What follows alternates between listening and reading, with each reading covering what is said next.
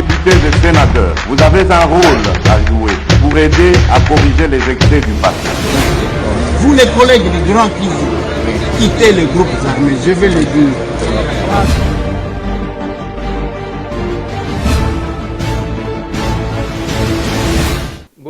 Bote lisusu bandeko nanga bino bandeko oyangai masolona député tozali le 22 septembre 2021 lelo tozali mercredi, oui nous sommes mercredi tobeta nanu masolo ya mboka tobeta masolo ya ndenge basakaje les sièges ya SID ya Martin Fayulu Madidi.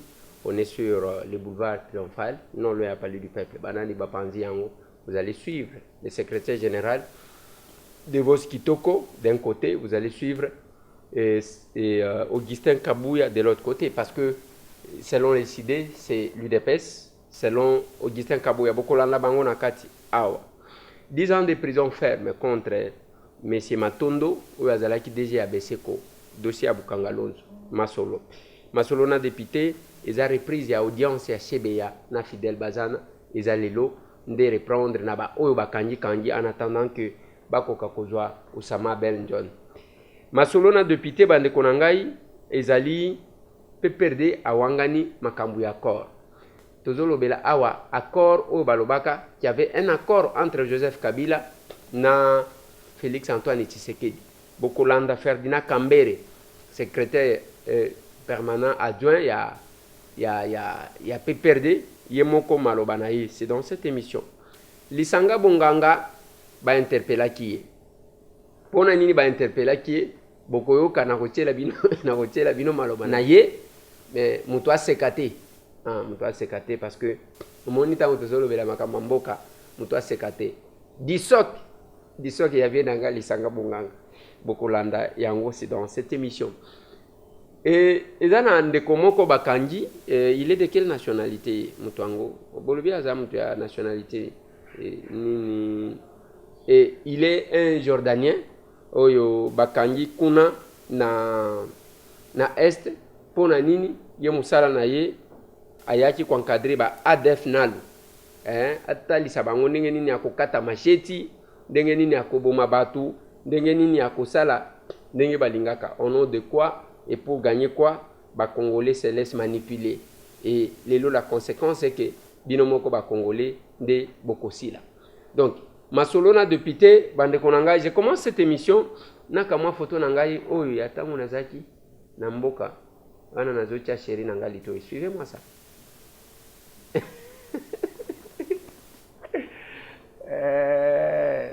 Ça c'est de quoi les voilà et pas na bisu zaka kaboy moni na coin et o boke côté à vert o côté à bar exacté donc aux hommes donc wana masolo c'est masolo, masolo c'est masolo. Et nous aimons chez nous toujours comme ça, tel que nous aimons. Voilà. Nalingi tobeta masolo bande konanga. Je commence par dossier ya vienanga Lisanga Bonganga. Navandaka kaboe na yoki que il y a une invitation contre vienanga Lisanga Bonganga, président ya Disok. Invitation wana ba invité ye pona nini na ebité. Et pona nini ba invité ki ya lobi depuis to sala ki marché wana nazo kanzoto bien te nazo kende na hôpital na kotinda ba avocat nanga.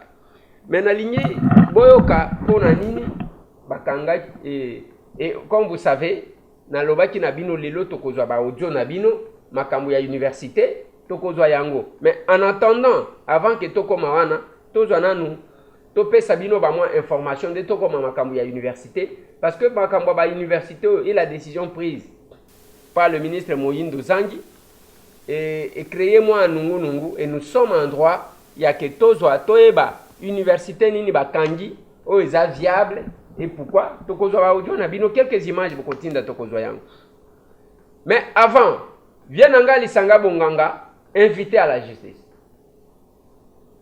bazo tuna ye ba invité yo pona nini na lingi bolanda ye Dans les volets politiques, la chose est claire. Ce sont les déclarations des DISOC. Vous savez qu'au niveau de la DISOC, nous faisons des analyses, en tout cas des hautes factures, pour démontrer à l'opinion que pour le moment, le dialogue entre les parties prenantes est incontournable. La DISOC a écrit au secrétaire général des Nations Unies, et je pense que c'est peut-être ça aussi parce que la lettre était partie, et depuis longtemps, ils ont reçu la lettre. C'est quand même un peu surprenant, chers frères, que les mêmes amis, les mêmes avec qui nous avons travaillé avec le président Etienne Tshisekedi dans l'idée d'avoir les dialogues. Lui-même il disait c'est comme l'ADN. Il est surprenant de voir que les mêmes personnes qui sont à côté du président Tshisekedi aujourd'hui, ils sont contre l'idée que les parties prenantes se retrouvent. Vous cherchez le dialogue pour les glissements et pour le partage du pouvoir, c'est bien ça? Le président Martin Fayoulou et bien sûr le président Mouzito, la coalition Lamouka, avec nous la DISOC, on ne peut pas avoir l'idée du glissement parce que nous ne sommes pas aux affaires. Il n'y a que ceux qui sont aux affaires qui peuvent aujourd'hui espérer les glissements. Nous voulons que les élections soient transparentes. C'est ça notre combat.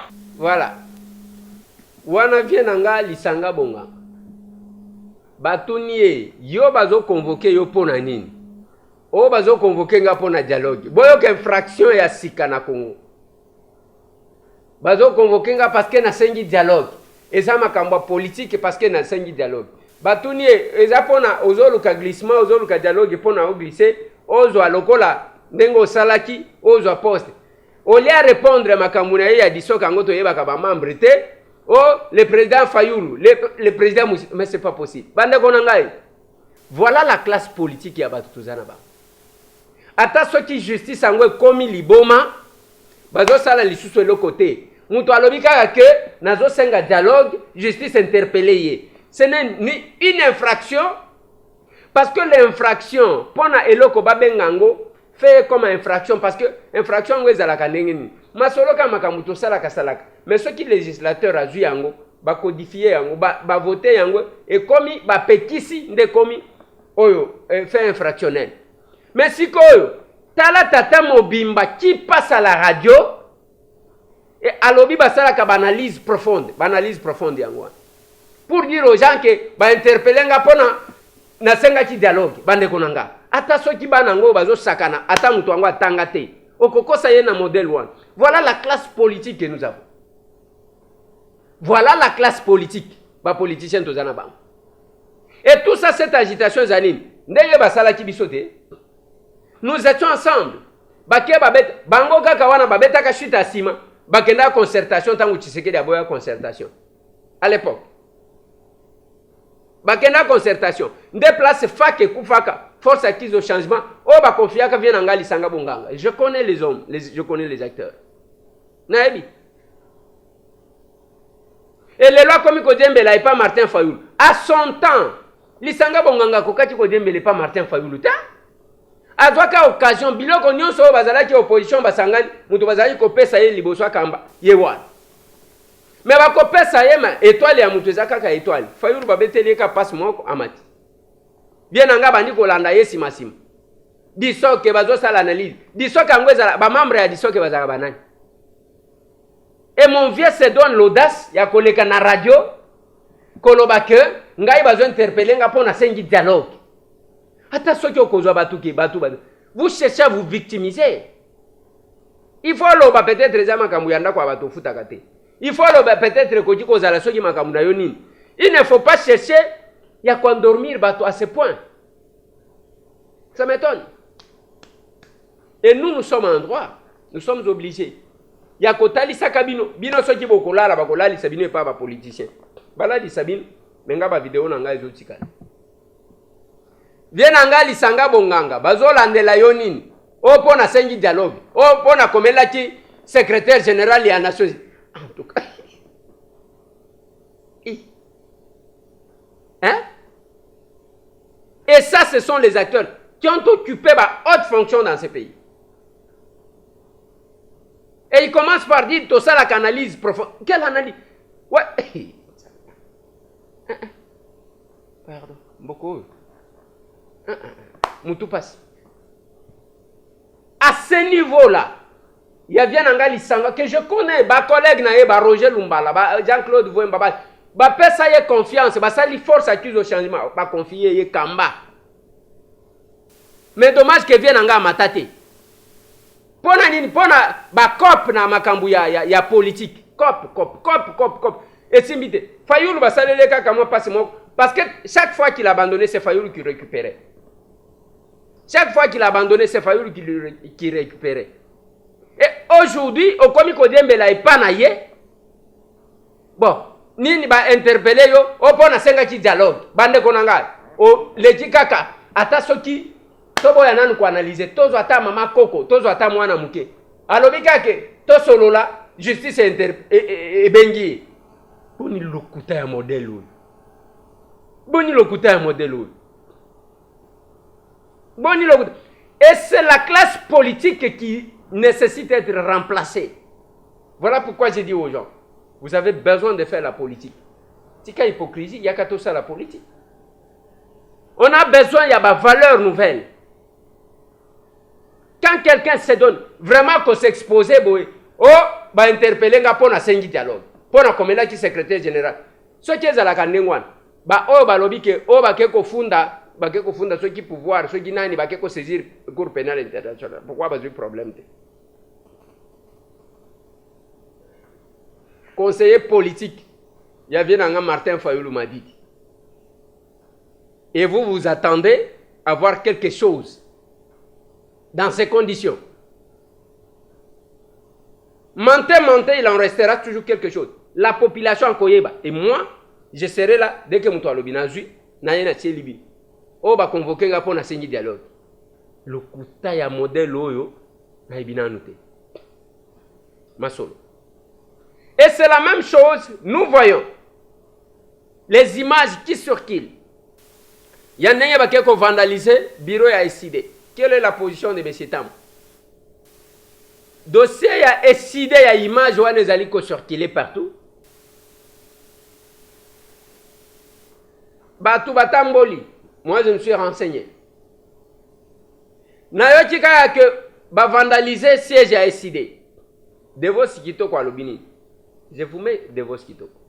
Aux environs de 14h30, 15h, un groupe de voyous manifestants pour les comptes de ceux qui ont bradé la volonté du peuple. Ils se réclament marche de soutien aux institutions. Ce groupe est venu avec armes à feu, des jets de pierre, attaquer notre siège sur le boulevard Triomphal au numéro 3 dans la commune de Kassavoubou. Ils ont vandalisé le siège, ils ont dévasté les vitres et comme vous le voyez dans la vidéo qui circule, et ils ont amené l'essence pour brûler, et ils ont brûlé une partie de l'effigie du président qui est juste à la face principale de notre siège. Nous condamnons fermement ces comportements barbares et cette barbarie que nous avons combattu avec le kabylisme et le moboutisme est revenu de nouveau sur notre chemin et nous n'allons pas tolérer ça. Je crois que la police nationale à laquelle je fais appel, que cette fois-ci, les responsabilités seront établies et ces gens seront traduits devant les juges. Voilà. Wana Devos Kitoko, secrétaire général, y a décidé. Alors, basala boye qui ont bravé volonté à Nine. Moi, je ne suis pas là. On est à Magamnaï. Mais j'entre dans le fond. Alobi baye na essence pona kotumba. Batumbi parti ya bash oezane longi ya Martin Fayou. Tolingi tolanda réaction ya Augustin Kabouya.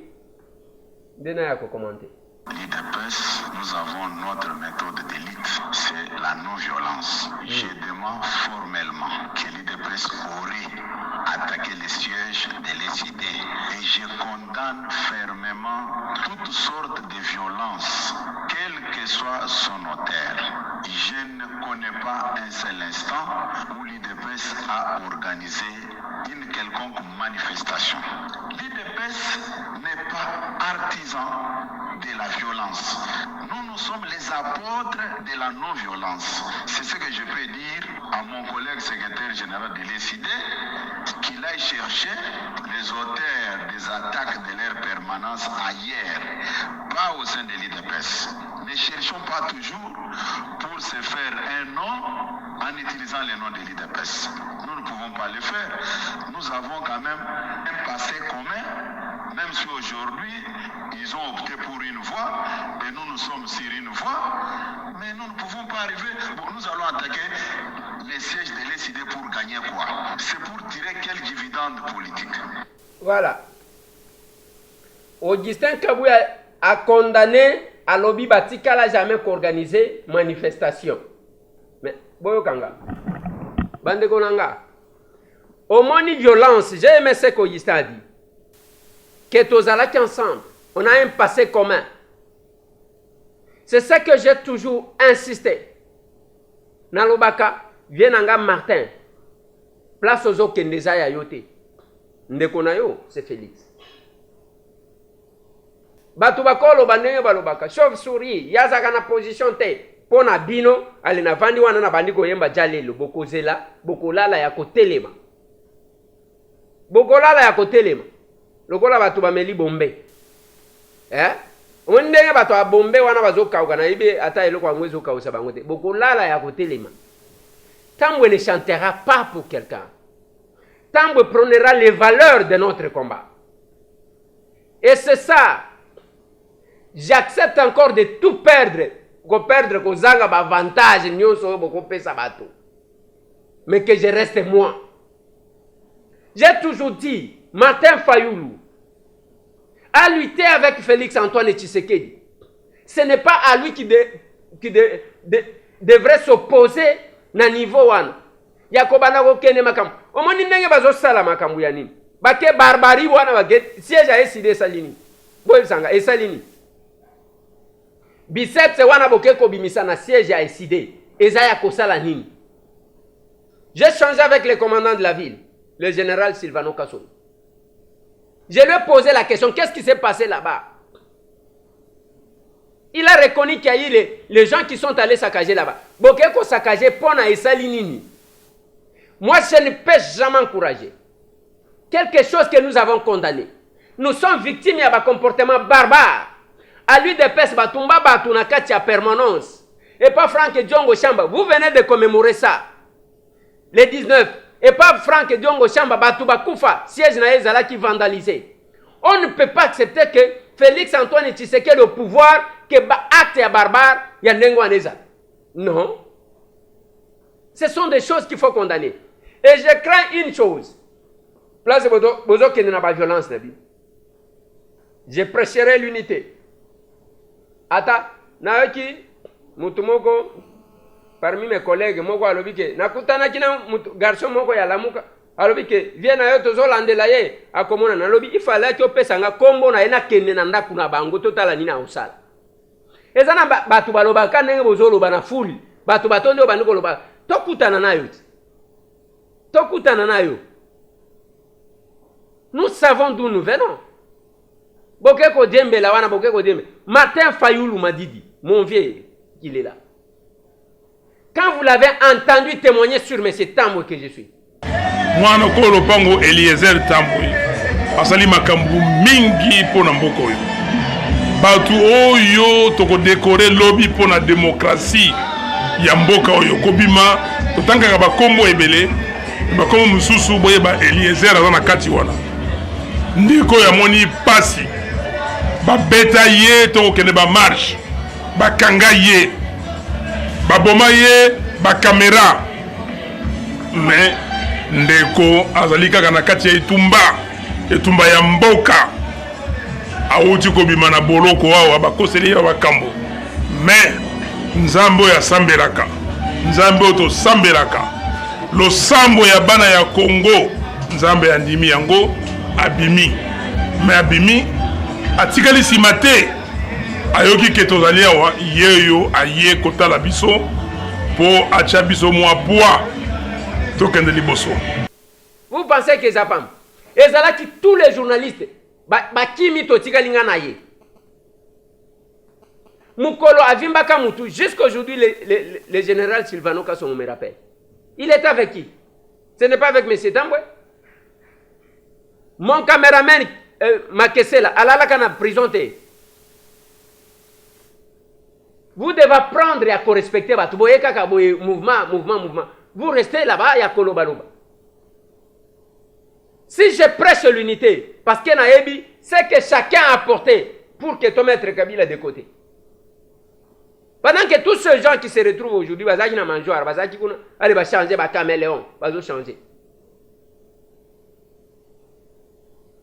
Et vous avez commencé par Biloko Yake, Félix Aleki, à corrompre, Bakei, Yetem Toalekaki. Cette question-là, on cesse de me la poser. Et je donne toujours la réponse. Bakenaji Bayokani na Kabila, Kabelie, et le comme côté. Et accord, bon mata, bon kita makambuya bakoro. Nazo tchela bino, Kambere, Ferdinand, secrétaire permanent à PPRD, adjoint à PPRD. Nazo tchela bino ye. Principe de proportionnalité pour qu'aucun parti n'ait pas la majorité, celle pour diriger le pays, mais que pour diriger le pays, on ait besoin des autres partis politiques, tels qu'un regroupement. On s'est formé comme ça une majorité qui puisse soutenir un premier ministre qui va venir. Ces accords-là sont partout, Marcel. C'était un accord politique, c'est ça. Les gens attendent que moi je dévoile quel accord. Là, vous parlez de l'accord FCC-Cash, mais avant, c'était l'accord Joseph Kabila et Félix Tshisekedi. Marcel, ils cherchent que l'accord, mais qu'eux-mêmes qui ont piétiné sur cet accord, s'il y a vraiment un accord qu'ils croient vraiment secret, pourquoi ils ne la mettent pas dehors? Ceux qui, eux, connaissent cet accord, qu'ils mettent ça sur la place publique. Tout le monde disait que le malheur du pays, c'est l'accord FCC-Cash, et qu'aujourd'hui, qu'il y a l'union sacrée, qu'on commence à parler d'un autre accord qui ne soit pas celui du FCC-Cash. Alors à ce moment-là, je me dis, les Congolais, il aura les salis à partir de qui, finalement? Voilà. Wana Ferdinand Kambere. Pour le moment, FCC Bazali Susuna Nanide. Ne place accord en Welinga Bima. Ce qui disait accord. Ferdinand Kambere. Alors, Bibo Bimisa, ce qui accord Izali. Accord, to sale Zaka Kayake. Oyo abimi chef de l'État zana majorité to sangana to salanini. C'est ça l'accord. Ce qui est un accord mususu mokolo accord wana bimisango. Pour le moment c'est maintenant yango bomoni bambouria kabino bino ba congolais ngana habité. Bambouria kabino et vous aimez ça. Je vous ai dit hier. Talandenge oh vidéo ya Gisèle MP là et c'est partageable. Ça vous aimez, vous vous retrouvez bien dans ces histoires là. Lobina se pelisa ki bino na tseli bino mamu. Tellement que vous aimez. Biloko bolinga yango wana. Qui n'a pas de vie privée. Mutuna mutazana vie privée na ye. Quand la vie privée se met à la place publique, elle cesse d'être vie privée. Et chaque jour, batela bino, accord yango. Ferdinand PPRD. Baradiko ya PPRD bango. Ce qui montre accord en bimis. Donc l'accord n'a jamais existé. Bon, brouillard na bino peuple kaka ndengwan. Bino peuple. Bilandalanda. Et quand moi je parle de Martin Fayoulou, je parle, et ça la kanga passe. Il y a les gens qui se retrouvent dans le fait que Fayoulou a à côté Moussoussou, Félix a à côté Moussoussou. Il y a ceux qui se retrouvent Balobape Bayo Kabango. Moi, je n'ai pas besoin de ça. Je n'ai pas besoin de ça. Et d'ailleurs, à cette approche, de 2023, j'ai toujours souhaité que Bangomi va se mettre ensemble. Parce que Nayebi, je connais Martin Fayoulou, je connais Félix Antoine Tshisekedi. Nayebi, je connais Katumbi Chapwe. Nayebi. Si vous vous mettez là-bas, parce qu'il y a les gens, Oyo, va se retrouver à Bamelia Milinga, va se retrouver à Kaka, désordre des alliés. Nde bazali ko prêcher Kaka, on essaie de faire un pas, allez, on s'arrête là. Bakeko Sakaje siège à SID. C'est pour faire quoi? C'est ça aider les chefs de l'État? Ils a passé. Et pendant ce temps, biso tozolo bela makambo mai. Dans le bel Kibino, je vais vous lire un message qui me vient na Congo Brazzaville. Voilà. Eliezer, vous venez de dire que la régie des eaux RDC avait reçu de la Banque mondiale 390 millions de dollars pour améliorer ces réseaux. C'est certainement vrai, car ici, chez nous, donc au Congo-Brazza, a aussi fait cela. On est en train de créer un réseau, un nouveau réseau dans toutes les villes et faire rentrer de l'eau dans toutes les parcelles à Brazzaville. Bien que je sache ici, c'est... non. La seule tâche noire est qu'on fera payer ces raccordements à 75 000 francs CFA par parcelle à payer cash ou par échéance, malgré le fait que c'est la Banque mondiale qui aura tout pris en charge. Une fois cette installation finie, on coupera l'ancien réseau pour le tout nouveau. Voilà. Mbongo wana bapesi na Brazza. Bapesi biso. Ya biso ale. To yibi to détourner. Bayanke moko bavanda wana nani. Bande konanga. Je vais vous prendre quelqu'un de la régie des eaux. Beaucoup de révélations moko ko sakanate. Bon raté parce que ça sera une grande émission de toutes les vérités sur la régie des eaux. Bokoyoka makambu, c'est ce qui se passe. Le Koutao est dans la régie des eaux. Pour le moment, bao bazo sala makambu ya ba mandataire, baza kuna bazo sala cop. Qu'est-ce qui va se faire? Balongoli ba oyo, ata soki mutu acha hivi akiavandi na ye. Mais vous devez savoir, nous voulons voir clair. IGF Asunga Biso, ainsi de suite. Nous avons appris que M. Matondo a été condamné à 10 ans de prison ferme. Pour la makambu Bukangalo, celui qui était déjà à Beseko. Mais nous voulons voir les mêmes muscles pour na bao bazo gérer maï, courant, ainsi de suite. Tozana posa ya komona yango. Na lobaki na bino lobike, 2 personnes seulement ba marqué régie des eaux. Ba mususo bazaka na mutute. Hein? Ba mususo bazaka na mutute. Monsieur Kayembe na monsieur Kayembe Mouya na monsieur Chongo Chibinkubula Wantum. Mais les autres là, ba yako sala nini? Un paiement et pas d'amélioration. Boke nata bâtiment ya régie des eaux. Bacha peinture malasuka camp.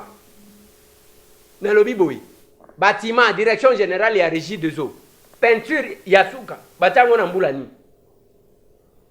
Mais les gens entre là, balati ba veste, bazakuna salité à modèle loi. Beaucoup de spécial régie des eaux. Voilà ce qui nous intéresse. Voilà là où on peut faire le débat. Moi, je fais ma part. Je vais prendre les données. Beaucoup de monde, dis-moi que le bureau, peut-être, ne permette pas. Le ministre de l'énergie a quoi expliquer bisou. Ah. Nous avons quand même droit. Mais c'est l'IGF. Tozo senga contrôle ya ndengo anesali. Et aussi, tant que vous condamné batu, bakanyi mutu ba condamné. Qu'est-ce que le pays gagne? Mbongo bazo zongisate. Et là comme mon côté, qu'est-ce que le pays gagne, mon Dieu?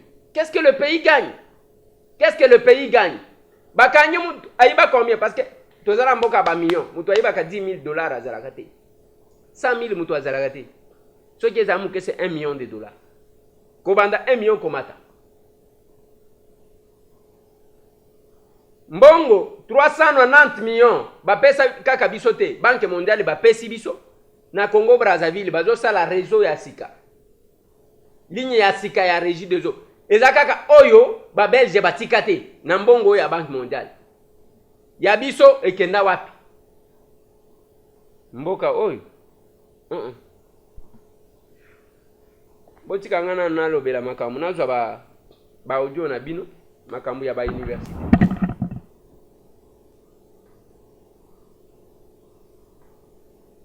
Tolo bela makambo ba université ya.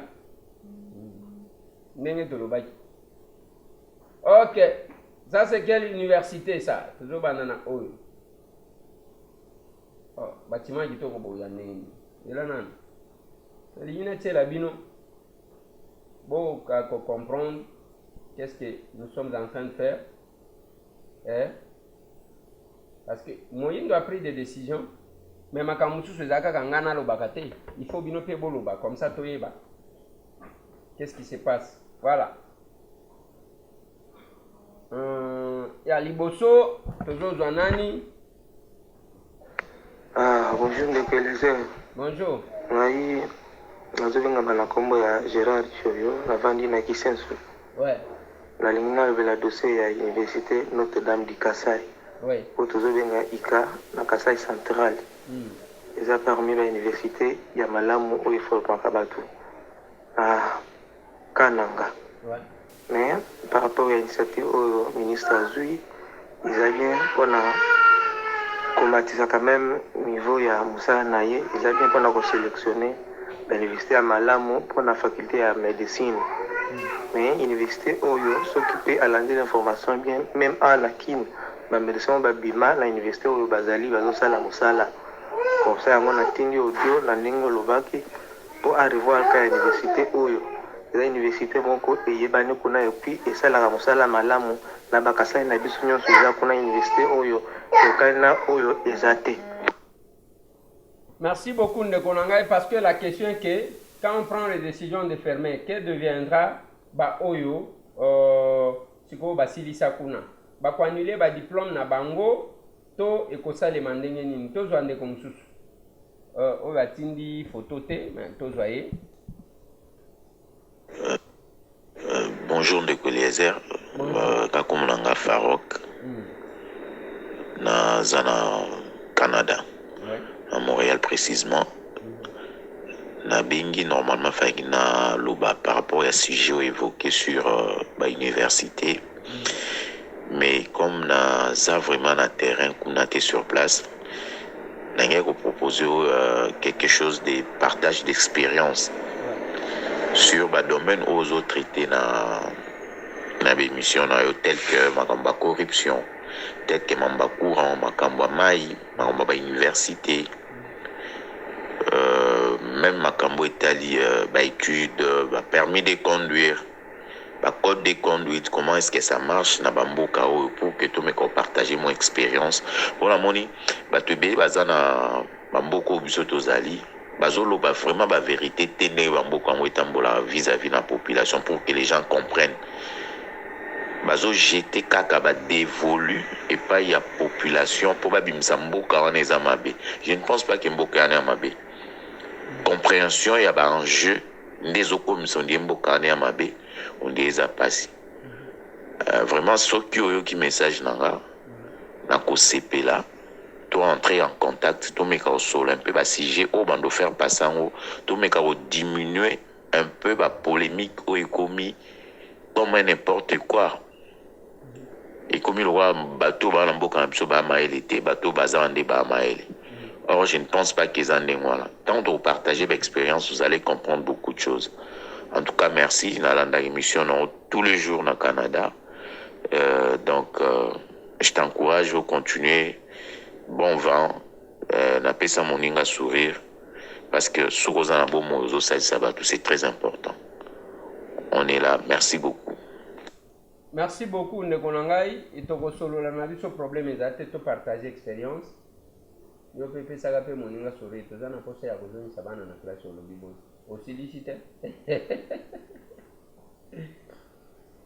Bonjour ma Solona député, c'est juste vous informer que Nazana recherche Nazana na chercheur il y a médicament contre VIH sida juste kaka que nazo linga bosunga na lekisa information wana à travers votre chaîne de télévision. Oui papa tuzana avenue Itaga numéro 120 croisement Uleri entre Uleri na Kasavubu. Ceux qui ont collègues, nous sommes une structure un peu organisée parce que Bazali Ouana Nalingito Zoa Ndeko Mususu. Bonjour Ndeko Lézor. Bonjour. Nazali docteur Chabani. Bonjour docteur. Nazali première promotion à l'Université technologique Bel Campus. Okay. On a bengue à partir de France. Ouais. Place Naeki, Nasali, par spécialisation dans Moussous, Awa. Nazo Kamapo, université en Nezaki, université publicité, première université privée, où ils correspondent à la norme depuis Machako. Mais aujourd'hui, ils correspondent à la norme Tendengenini. Parce que M. Boussoko Tawacha, Azamutuka Kofisité Makas, les lois Azakotonga clinique universitaire. vraiment tout ça comme le Camboyo, décision en est prise à la hâte. Même campus, c'est saturé. Ça ne répond pas même aux normes internationales. Système et enseignement, il faut les aller revoir. Merci de les airs, Natondolo Botondi. Bondela peuple, Telema, Bondela peuple Nayo. Merci, au revoir. Merci beaucoup Ndekonangai. Yango tozo sala. Après kozwa yango boye, nde toko otindaki photo a. Nazomona bien que photo yango ezaneti. Ozwa yango dans une émission aussi. Je suis en train de voir. Oui, voilà. Voilà. Ok, merci beaucoup. Ndekonangai. Tozwa Ndekonsusu. Bonjour Ndeko Lézer. Bonjour Masolona député. Bonjour Mandeko Nsoazolanda Bisosiko. Ndeko Lézer vraiment déjà passé pour Namboka na biso na barigi des oyo. En tout cas faut Holanda li Kambona tina suka. Dédé na monde entier ba parlementaire bazala so bazui vacances parlementaires ba kendara na ba base pour rendre bango visite et puis ko kino so na bango pesa bon rapport ndenge ni session lekaki. Mais chez nous ici, nous avons un yoko tanabanda, yomo na base na disasa yomo lokolozana mandat national. Ok, bamboka na mono ndeko zokota na mabanda kwa mike ya mama ya bamboka ya matiti na passe en souffrance comme la ngomba mai. Mais que font les autres députés tout le monde ata image ata ya moko pamba ata azoli ya to azofana sata bana na ndako pamba meka ko biso bangote etabo na boy. Les seuls uniques na moneza bono bozami balika yo na lokulan si Jean-Marie ndenge na moni pe awa. Nous avons mwana kalamu na mona kina batu na ya G24 kuna ba base na. Mais que font les autres députés wana mawa mingi na mboka na biso. Alors bomeka ko soula na makambu puisque même nos députés aussi nous envoyer là-bas yebi musala il fallait basala péter. Ils a passé. Mboko eko changer la modèle oté parce que ata président za na ba idée bien mais pas to ko appuyer bazate et tout tika toujours na ba place wana. Voilà. Merci beaucoup Papa Nanga. Nous sommes obligés à Kosala Yango parce qu'on a dit on vient corriger l'erreur de Basala. Biso tozana kati ya polémique. Ils en abattu. Tout ce qu'ils font c'est ça, polémique, bazo sauter. Non, nous sommes là. Et d'ailleurs, Nazo Sengabino, dès que Nassisi Makamba Régie des zones a déposé interpellation Nangai contre le ministre. Mukolo soki ba aligné yango na kosenga ba kinoa tout. Place au bozaka na maite bo mema ba bidon. Boya nango na parler du peuple. Nkolo wana toko tondisa parler du peuple na babidon. Eloko toko sala yango. Mais soki quartier ba moni ke bango bazwa kamai, bavandi na bango na bandako. Bao ba kozala bato ba difficulté ya ba mai. Quartier toko tondisa parler du peuple na babidon. Comme ça monde ba mona que voilà, même la Banque mondiale en Guatinda Kambongo a mona que ba détourner pa ba yanke moko. Ba def bazaka na STT. Ba def na ndenge bozala. Tous ande comme ça. Ndeko Eliezer, je suis descendu sur le site. Oui. J'ai pris une image de l'université Notre-Dame du Grand Kassai, UCA, okay, que je viens de t'envoyer. Voilà, l'image est là. Donc, yo Moulobeli Nabiso, le Makamba, l'université, il y a UCA Yangoano. Merci beaucoup pour cet effort-là. Oyo sali pour na kokene ko la biso image, c'est ça l'image qu'on nous a montré et je vois que ba message des amours délai tout doit ndeko oyo. Bon, je pense on doit s'arrêter là. Oui, bonjour Ndeko Lézer. Bonjour. Nga komonanga Michel Olenga na vai na Bruxelles. Ouais. Ndeko Lézer nanga lobaka ka na yebité soko okoki bino bakokuta na chef de l'État. Makambo ba DVD oyo kotambola oyo eza malama mingi te. Bato wana bazosakana parce que bazosakana Félix parce que bazomona Félix aza penza strict te et bongi face à la penza strict pour bato babanda kobanga. Bato wana bazosakana parce que azotika makambo nyonso ezolekeka boye. Donc, elle est bon côté, donc, surtout les qui l'ont azapé quand même strict. Nabat. Bat, bon, respecté, chef aza mokonzi na biso ya Congo. Pourquoi les Congolais faut ridiculiser chef de l'État oyo azolinga kobongisa mboka oyo aza na volonté oyo aza na volonté kolinga kosambwisa ye bongo azala ferme soki mwende likambo akipete ono 18 ya Kabila alanimaka makabila problème eza te alanda ta kolanda mpo bato babangaka quand même bapesa quand même moins respect moke babiloko ndenge wana eza malamu te yango kana ngana loba bonne journée nzamba pambola yo molobeli ya peuple. Merci beaucoup Papa Nangai. Nalingi peut-être nasuka na esika wana bien que je vois qu'il y a trop de messages. Beaucoup lingi ça parce que peut-être que tozui pas na niveau au bolinga qui tozwa ba message mais nous sommes obligés peut-être ya kosuka wana. Mais parce que il faut tout bakise loko moko. Nalingi na lobelo ko moko. Papa Nanga, ngai na mona ka chef de l'état te. Ba o ba mona ka ye batu na ye bazakuna. Kande ngo moni wana, na moni biloko moko na tindeli tabu. Tabu babengani ye kuna, ayibi soki ndenge nini ba cop ainsi de suite. Biso même place à Zali. Félix Antoine Tshisekedi. Ayebi quand même parcours. Batu ba ko beta tolo. Batu ba ko lo ba biso ndeto zalaki biso ndeto. Mais mokili na conscience na ye eyibi. Aujourd'hui bazawana na lo bakana bino mikolo nyonso que ne pensez pas, des fois les gens m'attaquent de tous côtés pour ce pouvoir. Même pas ma chaîne télévision ya tokomi wapi eza accrédité te. On n'a pas accès là-bas. Total la kanenge batu batala ka batu nyonso na télévision de boy total. Et cet entourage là va s'organiser tongo midi pourquoi ceux qui ont à se relever ba yokana que ceux qui même mutu alongwe oyo akotika la wana ba o ba fina bouton ba fina bango bouton. Mais ce n'est pas ça le problème. Ceux qui va pécho ba fonction. Yo sale la ba fonction en esunga chef de l'État.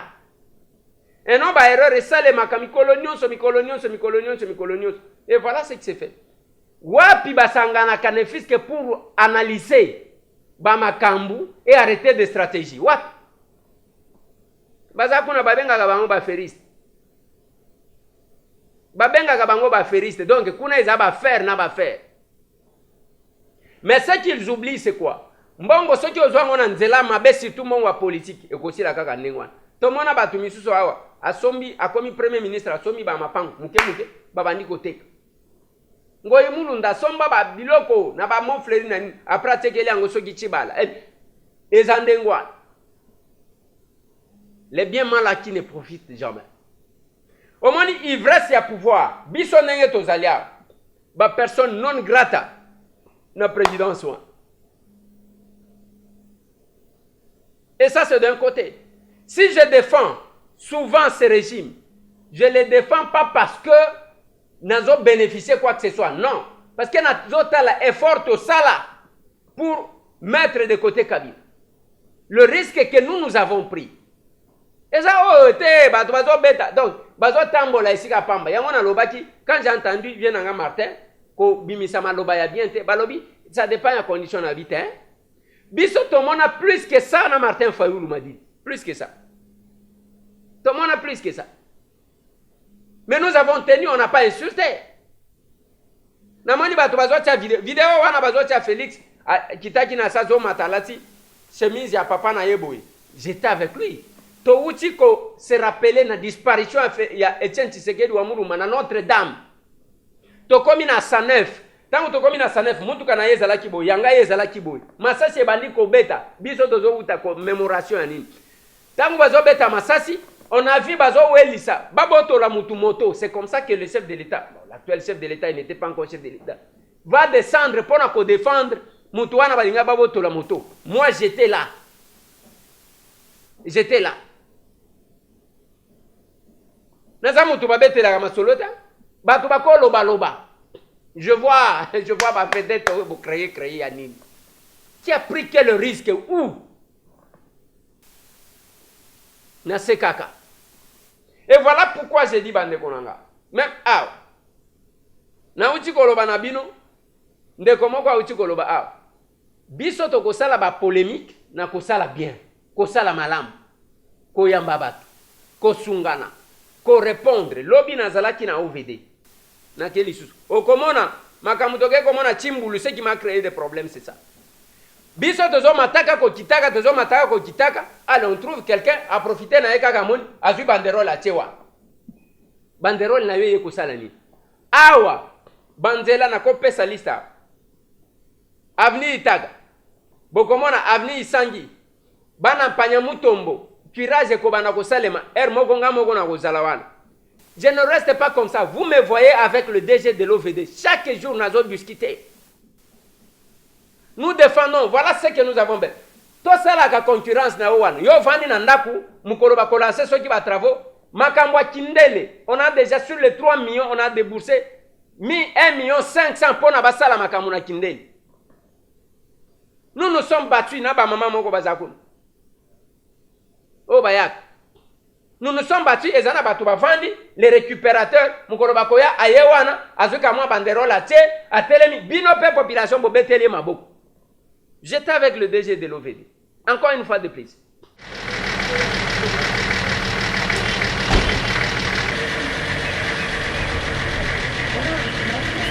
Vous m'ouvrez facilement, quel que soit votre emploi de temps. Et moi aussi, j'insisterai de vous déranger parce que ma base ne cesse de me déranger. Surtout avec la pluie qui s'annonce. Nous, à Lukunga, c'est vraiment un problème si on n'anticipe pas certaines choses. Les gens, normalement, ils devraient être à 4. Je ne sais pas comment. Ils sont là à peine 2. Alors que c'est ces mêmes populations-là qui vont me faire des bruits que je n'ai rien fait. Donc, c'est pour l'avenir Lovo. C'est pour l'avenir Lovo. Lovo Congo. Et Lovo Congo. Oui. Et dans la commune de Ngaliema, nous sommes à la zone. Non loin de GC. On va vous envoyer les gens. Même quand on va envoyer les gens, on va peut-être faire l'étude. Mais là, il faut qu'on fasse les plaidoyers pour trouver les financements. Parce que c'est ça les grands problèmes. Parfois, on fait faire les études, mais on ne trouve pas les financements. C'est ça. Donc, laissez-nous d'abord dans les processus où on est en train de vous amener. D'accord. Vous avez écrit, pourquoi vous n'avez pas eu de feedback. Oui. Laissez-nous essayer aussi. Donc, j'ai dit qu'on va vous contacter. Vous allez faire une descente sur le terrain. Oui. On va voir qu'est-ce qu'il y a comme problème. C'est ça. Et nous allons établir peut-être, soit faire une étude pour voir qu'est-ce qu'il faut. Les travaux là que vous demandez coûteraient combien. Ça, ce sera la première étape. Deuxième étape, c'est de chercher où est-ce qu'on trouvera ces financements. Parce que parfois, c'est ça, les gens ne comprennent pas. On peut peut-être passer, faire les études. Il faut qu'on trouve une occasion de pouvoir positionner ça quelque part pour que ça soit réalisé. Alors, si on ne trouve pas le mécanisme de financement, on peut faire les études, mais on n'arrive pas à réaliser. Mais nous voulons nous investir, comme vous êtes venu avec l'honorable Eliezer. Je sais que c'est quelqu'un de très... Quand il entreprend quelque chose, dès que nous allons faire ça, nous allons aussi lui signaler. Il sait par où il peut toquer pour qu'on trouve ensemble une solution. D'accord. Parce que le grand problème, c'est aussi le financement. Si vous n'avez pas le financement, je ne peux pas vous promettre des choses que je ne sais pas réaliser, parce que moi-même, je n'ai pas l'argent. Vous avez l'argent, je dois toquer aussi chez le ministre. Lui poser un problème. Non, voilà, nous sommes sur tel avenir, on a un problème. Tu vois, par exemple, on vient de confectionner un programme. Si je suis au courant de ces problèmes, je peux injecter à ce moment-là cet avenir dans le programme. Mais si je ne connais pas le problème, ce serait difficile pour moi de pouvoir positionner ça dans un programme. Faisons le processus. Vous avez écrit, certes, mais vous n'avez pas trouvé d'écho favorable. Nous entrons dans un processus, on va voir où ça va nous amener. C'est ce que je peux vous dire. Ça se juste. Moi, ça me rassure. C'est ce que je... Donc, on va vous contacter. Oui. Sûrement au courant de la semaine, avant vendredi. Comme ça, ils voient quel est le problème. Voilà. Et comment, maintenant, quand on a déjà cerné le problème, comment trouver le moyen pour faire ces travaux. C'est souvent le grand problème se situe à ce niveau. Et là, je crois qu'on va utiliser l'honorable. Quand moi j'aurai à transmettre le dossier chez le ministre, je vais le signaler. L'honorable allait voir son excellence, poser les problèmes. C'est comme ça on peut s'y prendre pour qu'on soit sûr de trouver une solution. D'accord, merci. Merci. Je vous ai dit qu'il y a 1,5 million qui est à la Banque centrale. L'entreprise bénéficiaire avait un problème d'attestation fiscale. C'est ce qui a bloqué ces paiements. Je venais de parler avec eux ce matin. Ils sont dans les marches avec la DGI pour se mettre d'accord. Le midi au plus tard vendredi, ils vont terminer cet exercice avec la DGI qui va leur donner un document qui va leur permettre d'accéder à ces montants qu'il y a à la Banque centrale. Mais dans l'entretemps, ils sont sur le terrain. L'entreprise est déjà sur le terrain. Maman Anne-Marie m'a donné de m'appeler, oh non, on ne le voit pas. Quand j'ai appelé le directeur général de l'entreprise, ils sont là. Ils sont à la base, c'est-à-dire ils font les préparatifs pour maintenant attaquer les travaux. Le temps qu'ils terminent avec la DGI et que l'argent puisse après. Il reste à payer encore 1,5 million. Nous sommes derrière ça. Parce que le DTO était un DTO de 3 millions. On a payé 1,5 million. Il reste encore 1,5 million. Avenue Itaga. Avant, c'était dans un programme où on devrait asphalter et éclairer. C'est une partie qui est prise dans le programme Tirégé l'eau. Ce que nous avons mis ici dans le programme Zéro Tour, c'est la partie qui n'est pas prise. Qui n'est pas concernée dans le programme Tirégé. Voilà. Comme ça, avec ça, on a toute l'avenir qui est balayée. Voilà. Nazuna Bandeko Oyo, Lovo, oui, l'avenue Lovo Congo. Congo, il y a 2 essais. Tokei parce que na kitaka kuna. Naza mutu te na kiti na lobi na bato gende kokuta. Parce que nga te mutu na zoto. Na ye na vandi. Na ke kuna ba filmer nga na zonyi na vandi na nga. Nga na zandengo anate. Et ce n'est pas la politique biso tozolinga. Ya lokuta ya modèle wala. Biso tozolinga politique andengo anate. Kindele, bana kindele. Kala mingi te ba travaux kobanda. Batinda ki ba équipe bazo sala d'étude. Et kobanda parce que mbongo ese bimi. 1,5 million. Bakobanda misala, vous allez nous voir. Bokomona ba récupérateur. Ezana ba maman, oh ngana zolo ba maman ya kindele. Ba maman Anne-Marie. Oh tozala kina bang. Et j'étais là. Dans les kisaka journée, j'ai une difficulté d'harmoniser. Nde yango batu. Oh toyaka na biro to kutaka yote. Ngana za mutu avana na biro te. To sala concurrence wa. Tango moni na longwe awa na kei katende na longwe na ke Lubumbashi na longwe na ke katende na bazamba wana tina butu tozali kotambola yo vandi wana ke Eliezer alinyala kisanini il y a même quelqu'un qui m'a dit yo bakobwa ke la yombasu na c'est ça la politique olia kobwa ke la ngambasu kende sale la population na yo. Je reviens de Bunia na uti Bunia awat na uti Bunia. Qu'est-ce que la population dit de l'état de siège? Quand je vais intervenir, j'interviens en toute objectivité. 1, je ne suis pas élu de Bunia. De 2, et nous avons même, j'ai envoyé Didier à interviewer la population. Et nous avons les images de ce que pensent les autres. Et je sais comment intervenir. Parce que je ne suis qu'un simple représentant de cette population-là. Bande Gonangai, je prépare l'interpellation au ministre de l'énergie.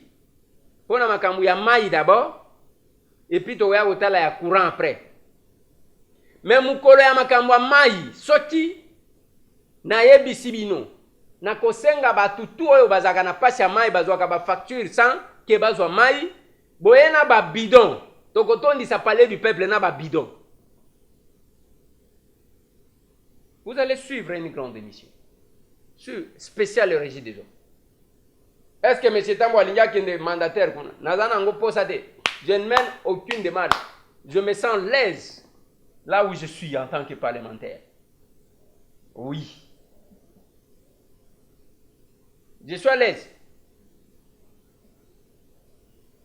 Voilà bande konanga nalinga ki tobeti mwa masolo wana to sololi ndenge to mesana pour que boyeba bolongwa na ba polémique bolonga na koswana bande konanga ya décidé mais c'est un mon vieux Martin les profs mon professeur de Vos Kitoko moi je compatis avec vous pour la barbarie oyo salemi na siège a décidé je condamne et je suis très contre nalobaka te pona ko flatter mutu nalobaka parce que Je suis détenteur, il y a sens, il y a ma valeur, il y a combat na biso. Je dirais oui là où je peux dire oui, je dirais non là où je peux dire non. Je vais rester comme ça. Au avantage, yo ebite, nazana posa na ngote. Tala makambu bien na biso lisanga bonganga zolo. On m'a interpellé parce qu'il y a un dialogue. Ata soki oyebi koko sate. Ata soki omoni bato ango bazoba balala.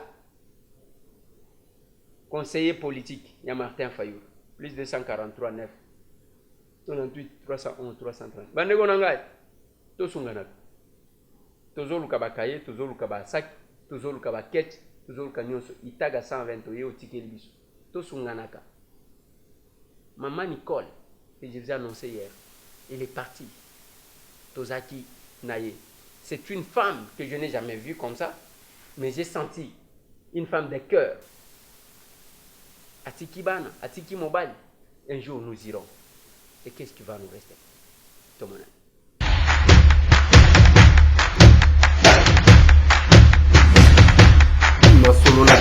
Honorables députés et sénateurs, vous avez un rôle à jouer pour aider à corriger les excès du passé. Vous les collègues du Grand Kivu, quittez les groupes armés, je vais le dire.